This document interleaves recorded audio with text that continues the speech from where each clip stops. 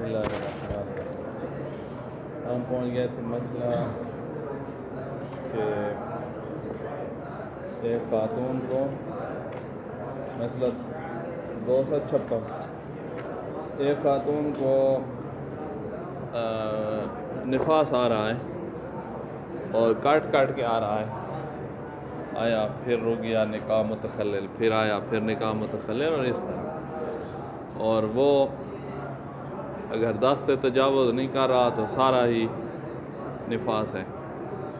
اگر 10 سے تجاوز کر جائے اور خاتون عددیہ نہیں ہے تو 10 تک اس کا نفاس ہے، اور اگر عددیہ ہے، اس کی حیض میں عادت ہوتی ہے، عددیہ ہے، تو اس کا کتنے تک نفاس ہوگا؟ یہ خون کاٹ کے آ رہا ہے، جو لگاتار آ رہا تھا وہاں تو ہم نے کہا تھا عادت تک نفاس ہے، اس کے بعد استحاضہ ہے جب 10 سے تجاوز کر۔ اس کا کاٹ کے آیا ہے تو عادت تک تو یقیناً نفاس ہے، عادت کے اوپر 10 تک، 10 کے بعد یقیناً استحاضہ ہے، عادت کے بعد سے 10 تک، مثلا 7 اس کی عادت ہے اور 8 9 10 یہ 3 دن کا احتیاط واجب کی بنا پر یہ جمع کرے بین کامل نفسا و کامل مستحاضہ۔ استحاضت پر خون تو ہے نا، تو اس خون کو واجبات استحاضہ انجام دے اور محرمات نفاس سے اجتناب کرے۔ یہ ہے جو عددیہ جس کا خون کاٹ کے آ رہا ہے، تو فوق العادہ 10 ایام تک اس نے جام کرنا ہے۔ النفساء اذا رات فی 10 الولادت ازید من دم واحد، ایک سے زیادہ خون دیکھے ہیں، کان رات دمین او ثلاثہ و اربع و ہکذا، 2 3 4 خون دیکھے ہیں، درمیان میں نکاح آتا رہا ہے۔ سواؤن کان النکاح المتخلل کل مستوعب، نکاح اتنا تھا جو کل مستوعب، مستوعب معنی پورے 10 دنوں پہ چھا جائے، کل مستوعب یعنی نکاح والے دن جمع کریں تو وہ مثلا 6 دن بنتے ہیں، 7 دن بنتے ہیں۔ پہلے دن چاند گھنٹے خون آیا، پھر تیسرے چوتھے دن چاند گھنٹے آیا، پھر 5ویں 6ٹھے دن چاند گھنٹے آیا، تو وہ نکاح کے گھنٹے جمع کریں تو وہ 7 8 دن بنتے ہیں، تو نکاح کل مستوعب ہے۔ یا اللہ نکاح کل مستوعب نہیں ہے، نکاح کے گھنٹے جمع کریں تو ٹوٹل 2 دن بنتا ہے، باقی سارا ہی خون رہا ہے، جیسے بھی ہو۔ اس خاتون میں کا 2 صورتیں ہیں۔ پہلی صورت یہ ہے کل مستوعب لکثر زمان الدمین و الدمات، 2 خون یا 3 4 جو ہیں ان کا زمانہ تھوڑا ہے اور نکاح کا زیادہ ہے تو کل مستوعب۔ اب لم یکن کذالک، جا نکاح کل مستوعب نہیں ہے، نکاح کا وقت تھوڑا بنتا ہے، اس کے گھنٹے جمع کریں تو 2 دن بنتے ہیں، 3 دن بنتے ہیں، باقی سارا خون مستمر رہا ہے، ٹوٹ کے آتا رہا ہے۔ تو کہا یہاں 2 صورتیں، پہلے یہ ہے کہ اللہ یتجاوز شیء منہا العشرہ، خون 10 سے تجاوز بھی نہیں کرنا، پہلے ختم ہو گیا۔ ففی هذه سورہ یکون کل ما تراہ نفاسا، اب جتنا بھی دیکھ رہی ہے وہ سارا نفاس ہے۔ اما نکاح المتخلل، جو نکاح درمیان میں ہے تو فلاوت لزوماً الجمع فی بین اعمال طاہرہ و تروک النفساء، ان نکاح میں تو ہوتا ہی جمع ہے، پیچھے ہم پڑھ چکے ہیں، تو نکاح میں جمع کرے۔ یہ ہے جو 10 سے تجاوز نہیں کرا تو سارا ہی خون جتنے ہے، خون جتنے دن رہا ہے وہ خون نفاس ہے، نکاح میں جمع ہے، یہ واضح۔ دوسری صورت ہے کہ یتجاوز الاخیر منہا، ان دماء میں سے آخری خون جو آیا ہے وہ 10 سے تجاوز کر گیا ہے، تو کہا یہاں 2 صورتیں ہیں، ایک یہ ہے کہ خاتون عددیہ نہیں ہے تو اس کا پورا 10 تک نفاس قرار دو، اس کے اوپر استحاضہ، اور نکاح میں تو جمع ہے، نکاح میں جمع ہے، یہ پیچھے سے پڑھتے آ رہے ہیں۔ اور اگر عددیہ ہے تو عادت تک نفاس ہے، نکاح میں جمع تھا، عادت کے بعد 10 تک یہ 3 4 دن کوئی ہیں تو وہ بھی احتیاط واجب بنا پر جمع کرے گی۔ ان لا تکون المرأة ذات عادہ عددیہ فی الحیض، خاتون عددیہ نہیں ہے حیض میں، مضطربہ تھی، مبتدعہ ہے مثلا، وحکمها ما تقدم فی السورہ الاولی، اس کا حکم وہی ہے جو پچھلی صورت میں آیا ہے، فما خرج عن العشرۃ من الدم الاخیر، جو کم بکون استحاضہ، جو 10 سے اوپر ہے وہ استحاضہ ہے، باقی سارا اس کا نفاس ہے اور نکاح میں اس نے جمع کرنا ہے۔ اور اگر عددیہ ہے، ما اذا کان ذات عددیہ ہے تو کا فما تراؤ فی مقدار ایام عادت یا نفاس ہوں، جو عادت میں دیکھ رہی ہے وہی نفاس ہے. اس کے اوپر والا عادت کے بعد والا نکاح میں اس نے جمع کرنا ہے. عادت کے بعد والے کا کیا کریں گے؟ کا عادت کے بعد والے علیکم السلام میں احتیاط واجب یہ ہے کہ یہ جمع کرے گی نفسا اور اعمال استعاذہ. ملاوت لزوماً فی الدم الخارج عن العادہ،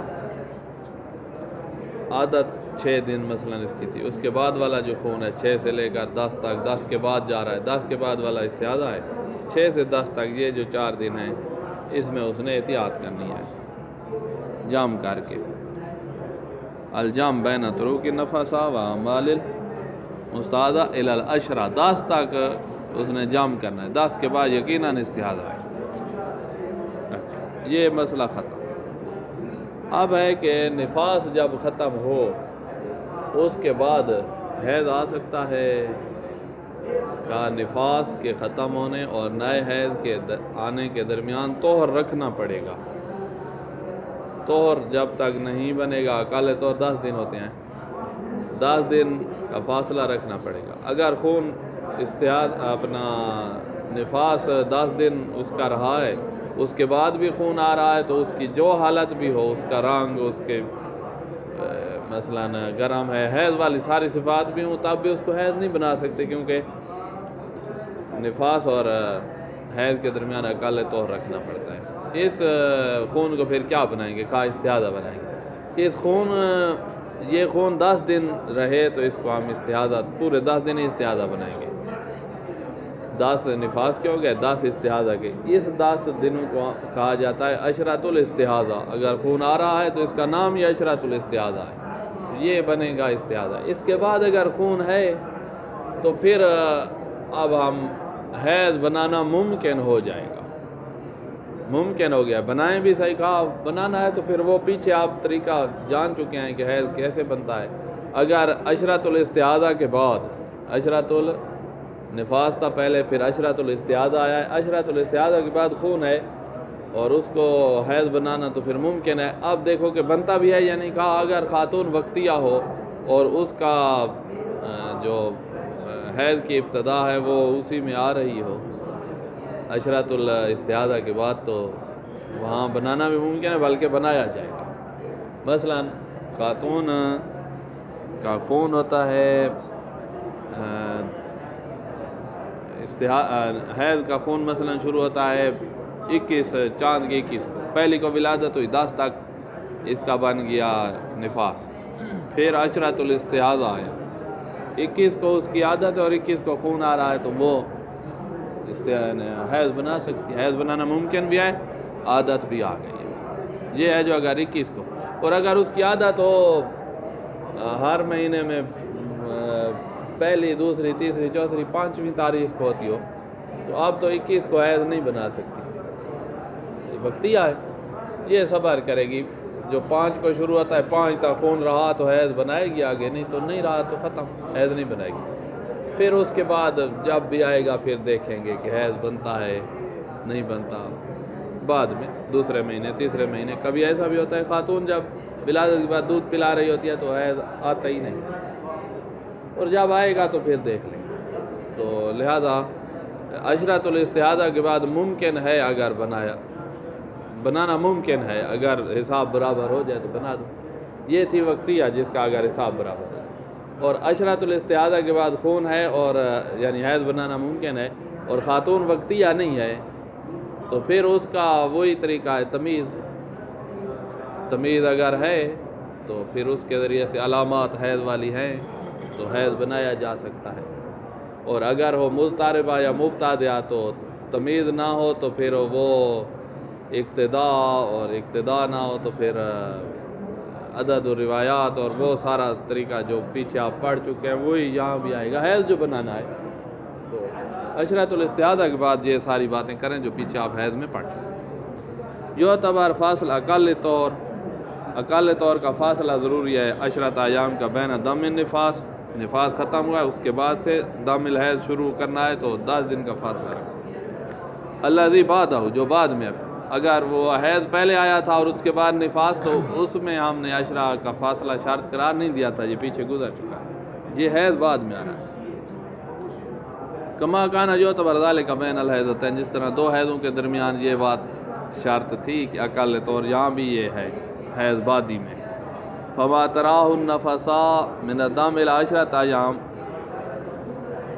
نفسا خون دیکھ رہی ہے 10 دن تک بعد تمام نفاس، یا نفاس مکمل ہو گیا تھا اس کے بعد 10 دن خون دیکھا ہے تو یہ سارے 10 دن استحاضہ ہوں گے مطلقاً، یعنی کیا مطلب، سواء کان الدم بصفات الحیض او لم یکن، حیض والی صفات والا ہو نہ ہو، یہ سارا استحاضہ ہے کیونکہ یہ عشرۃ الاستحاضہ میں آ رہا ہے۔ وسواء کان الدم فی ایام العادہ او لم یکن، چاہے انہی دنوں میں وہ جو ہم نے 10 سے 21 تک 11 سے 21 تک اس کی استحاضہ بنائے، انہی میں اس کی وہ وقتیہ ہے اور اس کا آگے حیض جو ہے وہ ہوتا ہی شروع 15 کو ہوتا تھا، تو اب 15 تو اسی عشرۃ الاستحاضہ میں آگے، تب بھی اس کو استحاضہ بنانا ہے، حیض بنانا ممکن ہی نہیں ہے۔ وسواء کانت ویعبر عن هذه العشرہ بعشرۃ الاستحاضہ، اس عشرہ کو عشرۃ الاستحاضہ، ادھر عشرہ نہیں لکھا ہوا، ہمارے یہاں تو عشر لکھ دیا ہے، هذه العشرہ تو ہونا، هذه نہیں آیا ہوا، عشر نہیں پڑھنا بھائی، کچھ تو اپنی ناو کا بھی خیال رکھو، عشر کیوں پڑھتے ہو؟ هذه کے بعد عشر ہوتا ہے یا عشرہ ہوتا ہے؟ تو پھر اس کو سیٹ کرو نا، جو عبر عن هذه العشرہ بعشرۃ الاستحاضہ، اب صحیح۔ فما رأت دما بعدها، اس عشرۃ الاستحاضہ کے بعد جو خون دیکھے گی اس میں اب حیض بنانا اب ممکن ہو جائے گا۔ سواء استمر بها امن قطع ثم عاد، وہ مستمر رہے یا منقطع ہو کر پھر آئے، جیسے بھی ہو، اس عشرے کے بعد جو ہوگا اس میں حیض، اس کو حیض بنانا ممکن ہے۔ اس میں 2 صورتیں ہیں، وہ ایک جگہ بیٹھے ہوئے تھے تو طالب علم تھے ہمارے حوزے کے، ان کو عراقی تھے، ادھر گئے ہوئے تھے نابی کاظمین، وہاں ایک عالم دین ہے ہمارے، بڑے اچھے بندے ہیں، شیخ حسین آل جاسین، اسے سستانی کے وہاں وہ بھی ہیں، وکیل بھی ہیں، اور سب ان کی اپنی مسجد اور پورا نظام ہے کاظمین حرام کے ساتھ۔ تو باتیں ایسے مسائل کی چاڑ پڑی تو ان کے پاس مناسک آئی تھی، تو اس نے کہا پڑھو اچھا مسئلہ، وہ طالب علموں نے پڑھا اور ساری غلطیاں ناوی صرفی لحاظ سے، وہ پہلے تو وہ غلطیاں ٹھیک کرنے لگ گیا نا، یہ کیسے پڑھتے جا رہے ہو، یہ کیسے پڑھتے، تو یہ غلطیاں نہیں ہونی چاہیے، غلطیاں نہیں ہونی چاہیے۔ اب کتنے تک انسان غلط پڑھتا رہے گا؟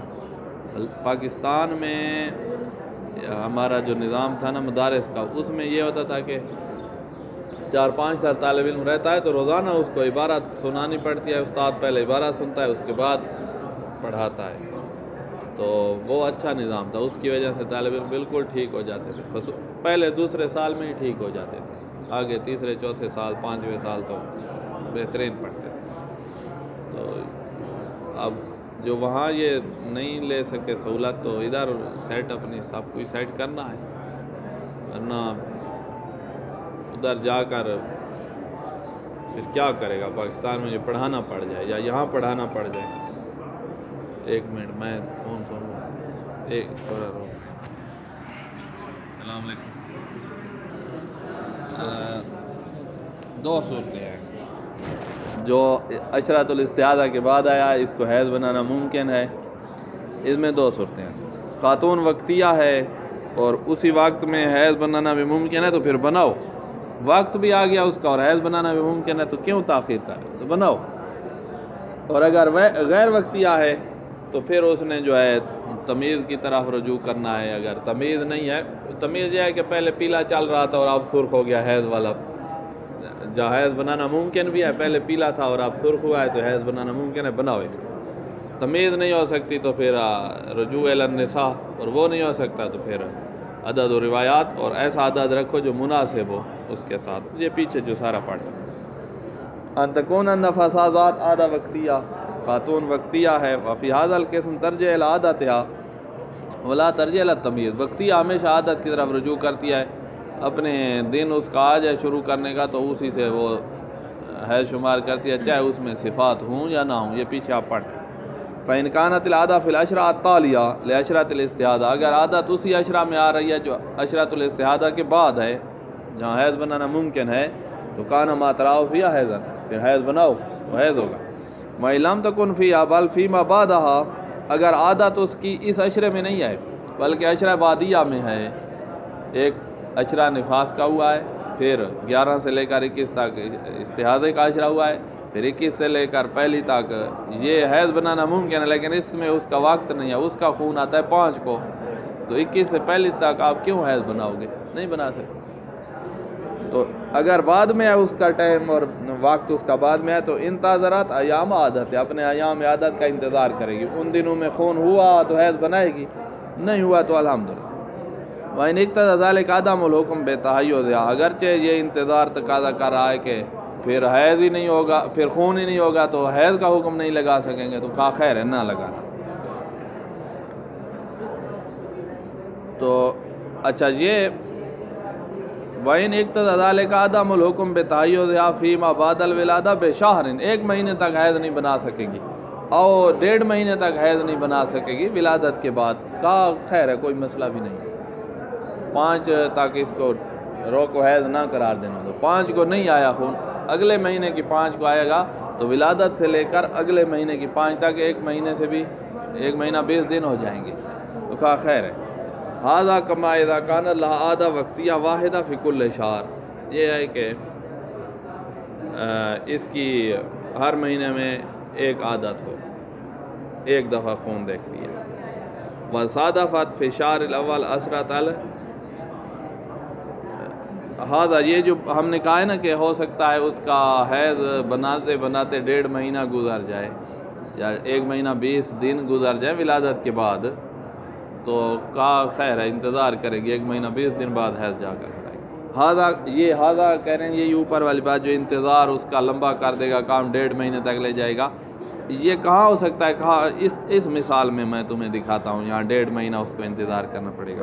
کما اذا کانت لها عادہ وقتیہ واحدہ فی کل شہر، کہ اس کی ہر مہینے میں ایک عادت ہوتی تھی، 15 تاریخ کو آتا تھا، اور اس دفعہ 15 تاریخ کو تو عشرۃ الاستعاذہ چل رہا تھا، تو اب تو اس میں حیض قرار نہیں دے سکتی. اگلے مہینے کی 15، اگلے مہینے کی 15 ولادت ہوئی ہے پہلی کو، اور ولادت سے لے کر اگلے مہینے کی 15 1.5 مہینہ بن جائے گا. اس طرح کا وصادفت فی الشہر الاول عشرۃ الاستعاذہ، وہ 15 تاریخ کا اتفاق یہ ہوا ہے کہ وہ عشرۃ الاستعاذہ میں آ گئی ہے، تو اس میں تو حیض قرار ہی نہیں دے سکتی. آپ انتظار کروائیں گے اگلے کی 15 تک، ولادت کے بعد 1.5 مہینہ ہو جائے گا، کہا ہوتا رہے کوئی مسئلہ بھی نہیں. 20 تک عشرہ استعاذہ چلے گا، پھر 21 22 تو اس کا 5 دن ہوتا ہے، 20 تک ختم. 7 دن 8 دن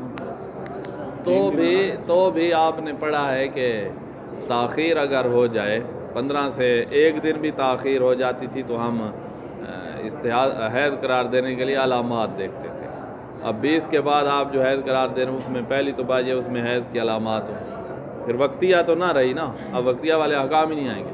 حیض کی علامات یعنی تمیز کی طرف رجوع، جیسے ہم نے کہا ہے کہ تمیز ابھی یہ آ بھی رہا ہے دوسرے میں تمیز، اور اس میں یہ بھی ضروری ہوگا کہ 20 کے بعد 3 دن تو کم از کم رہے تب جا کے حیض بنے گا. آسانی لا تکون علی عادہ وقتیہ، عادہ وقتیہ اس کی ہے ہی نہیں، مبتدع ہے، مضطرب ہے. فإن کان ذات تمیز من جہت اختلاف لون دم، تمیز اس کو حاصل ہے کہ خون کا رنگ مختلف ہو جاتا ہے، کون بعض بلون الحیض و بعض بلون الاستعاذہ، بعض حیض کے لون سے بعض استعاذہ کے لون سے. عشرۃ الاستعاذہ کے بعد والے کی بات کر رہے ہیں. ما توفر سائری شروط، دوسری شرائط بھی ہیں کہ جس کا لون الحیض ہے وہ 3 دن بھی تو رہے، یہ شرط بھی تھی. راجعت الی التمیز، اگر تمیز ہے تو یہ تمیز کی طرف رجوع کر کے حیض قرار دے گی. وَهُوَ قَدْ يَقْتَضِي الْحُكْمَ بِالتَّحَيُّزِ فِيمَا بَعْدَ عَشْرَةِ الْوِلَادَةِ بِلَا عَشْرَةِ الاستعاذہ بلا فاصل. کبھی یہ تمیز تقاضا کر دے گی کہ حیض قرار دے دو عشرۃ الاستعاذہ کے بعد بغیر فاصلے، جیسے عشرۃ الاستعاذہ ختم ہو اس کے بعد فوراً حیض قرار دے دو کیونکہ حیض کی ساری علامات موجود ہیں.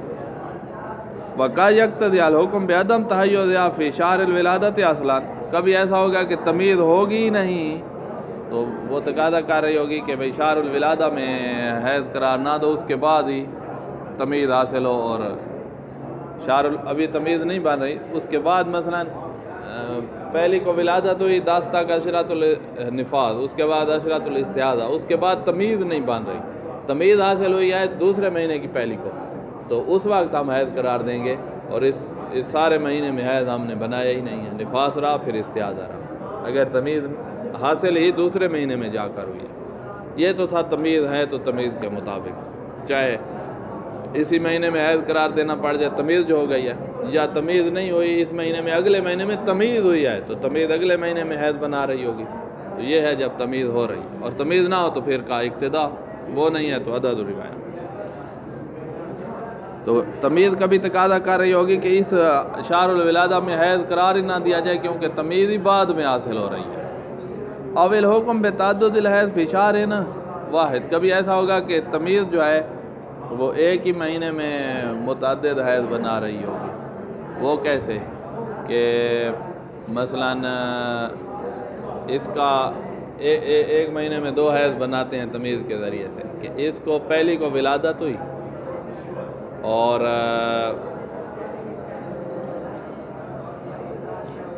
نہ 2 حیض ایک مہینے میں کیسے بنیں گے؟ پچھلے مہینے میں کرو تو ہے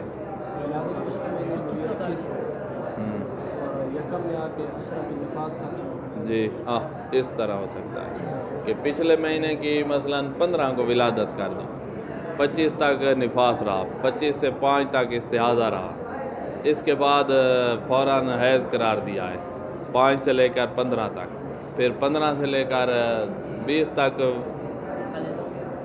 15 سے لے کر 25 تک طہر بنا دیا ہے، پہلا حیض ہوا ہے نا، پھر 15 سے 25 تک طہر بنا دیا ہے، پھر اس کے بعد 25 سے حیض شروع ہو سکتا ہے تمیز جو ہو، تو اس طریقے سے ایک مہینے میں 2 حیض بھی بن سکتے ہیں، بس نفاس پھر جو ہے وہ ولادت کو پچھلے مہینے میں رکھنا پڑے گا تاکہ یہ اقال طور والے مسائل حل ہو جائیں۔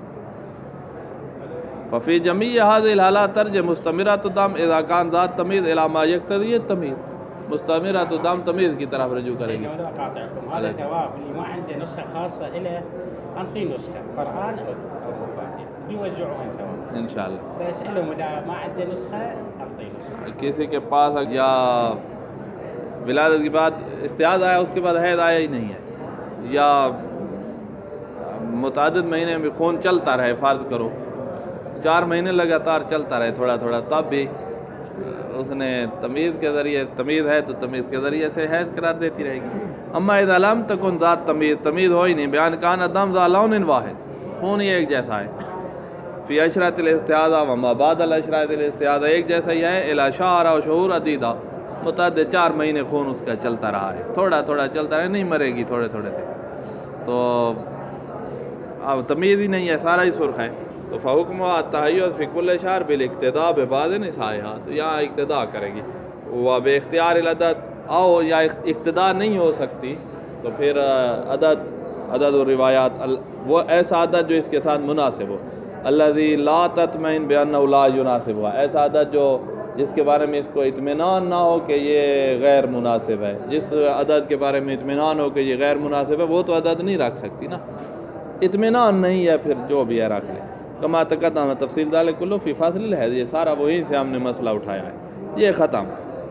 کہا حیض والی کے لیے استبراء ہوتا تھا، استظہار ہوتا تھا، یہاں بھی یہی ہے، خاتون کو پتہ نہیں ہے کہ نفاس ختم ہوا ہے یا نہیں ہوا تو قطرہ داخل کرے اور تھوڑی دیر صبر کرے، پتہ چل جائے گا کہ اندر نفاس ہے یا نہیں ہے، یہ استبراء ہو گیا۔